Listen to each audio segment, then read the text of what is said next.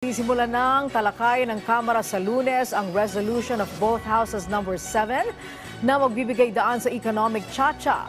Dito inaasahang dadalo ang ilang matataas na opisyal mula sa iba't ibang sektor. Si Mela Lesmora sa Sentro ng Balita Live. Angelique, mananatiling hirap ang Pilipinas sa pagkasa ng foreign direct investment kung hindi maaamyendahan ang konstitusyon. Kaya naman para sa ilang opisyal ng Kamara, napapanahon na talaga para maisakatuparan ang economic charter change, alinsunod na rin sa kautusan ni Pangulong Ferdinand R. Marcos Jr. Sa isang press conference sa Kamara, kapwa binigyang diin ni House Deputy Majority Leader Jude Asidre at House Deputy Secretary General Dr. Romulo Emanuel Miral Jr. ng Congressional Policy and Budget Research Department o CPBRD ang kahalagahan ng economic charter change. Sa ngayon, marami na kasi anilang nasasayang na oportunidad dahil sa higpit ng mga batas sa bansa, bagay na dapat nang matugunan.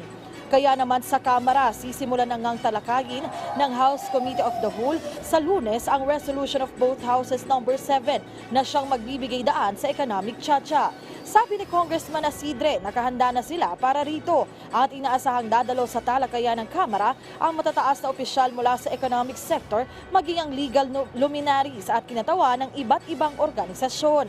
Gate naman ni Dr. Miral, sana'y mabuksan na ang isip ng publiko ukol sa economic tsa-tsa dahil para rin naman ito sa kapakanan ng lahat. Ukol nga sa RBH 7, binigyang diin naman ni Asidre na sumusunod lang ang Kamara kung ano ang nakasaad sa saligang batas.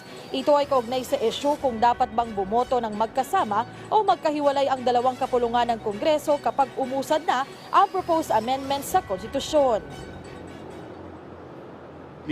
Dinagdag ho yun ng Senado sa kung ano nakasulat sa saligang batas.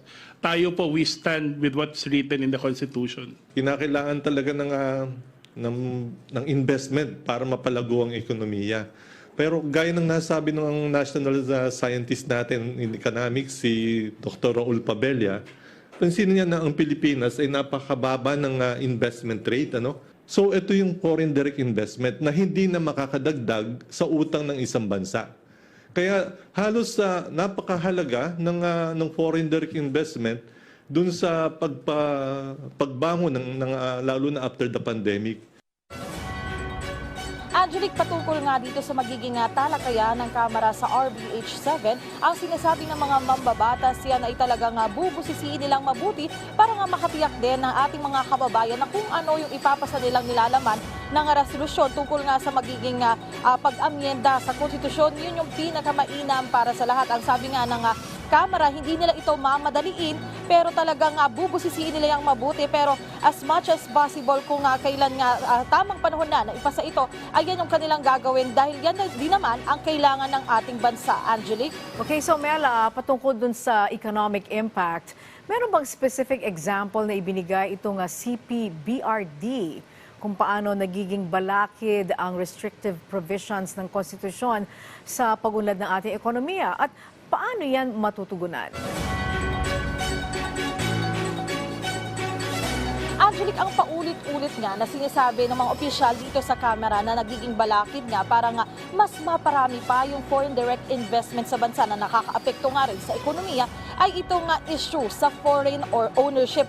Kasi nga Angelique, sa ngayon ay talagang restrictive yung ating provision sa konstitusyon ukol dito at ang sinasabi nga ng ating mga mambabatas kung yan ay luluwagan na hindi pa rin naman kumbaga ay hindi pa rin naman babaliwalain yung karapatan ng ating mga kababayan at hindi pa rin naman maisasantabi yung interes ng ating bansa, ay tiyak na mas dadami yung mga mag-i-invest sa ating bansa. Kasi nga Angelique, ang ipinupunto nga ng mga mambabatas sa ngayon, yung Pilipinas, ang isa sa may mga pinakamahigpit na batas, kaya nga nakakahinder ito sa ibayo pang pag-unlad ng ating ekonomiya at yan nga yung nais nilang tugunan. At Angelique, sa pagsimula ng talakayan sa Lunes, sa Kamara nga, ay yan yung inaasahan natin na isa sa mga lubos na mapag-uusapan para rin naman maintindihan ng ating mga kababayan. Angelique? Okay, maraming salamat, Mela Lesmoras.